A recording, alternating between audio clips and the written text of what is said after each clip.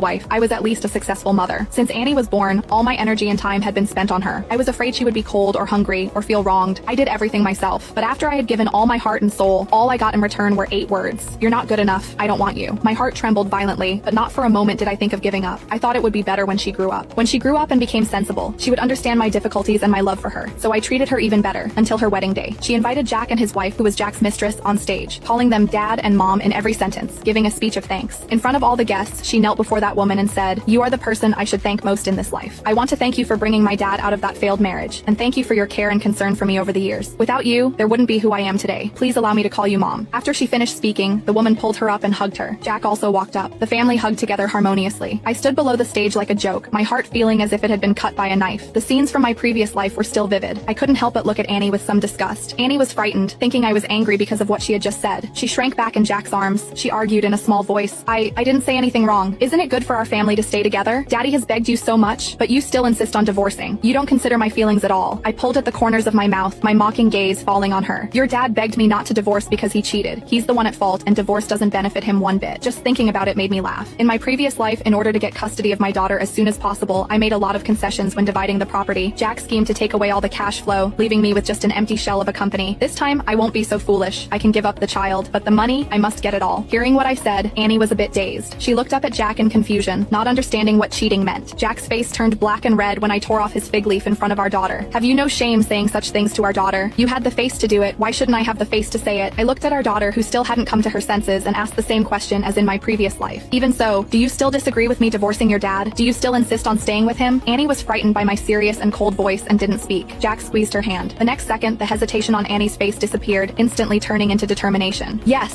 indeed, she was Jack's good daughter. I showed a mocking expression on my face, picked up my bag and turned to leave. After leaving the lakeside villa, I returned to the apartment near my company. As soon as I entered the door, I received a call from my mother. She asked how the divorce proceedings went today. I said it didn't go through. "It didn't? Why?" Mother asked, puzzled. "Is it because Jack disagreed, or did Annie make a scene again?" "Neither. I want to draft a new divorce agreement," I said. Mother hesitated. "You're not planning to give up the company to get custody of Annie, are you?" She sighed. "It's not that I don't like Annie, but she's all for the Jong family. It's not good to force her to stay with you." In my previous life, Mother had said similar things. After seeing me sacrifice my own interests for Annie time and time again, she pointed at my nose and scolded me. She said I must have been hit on the head, giving away the fortune my father had earned in his lifetime to others for an ungrateful brat. She had disagreed when I married Jack, who was from a different social class. Later, when I almost gave away the company for Annie's sake, she was even angrier. She demanded more than once that I send Annie back. "If you want a child, you can have another one. If you don't want to have one yourself, you can adopt. Annie has already been spoiled by the Jung family and can't be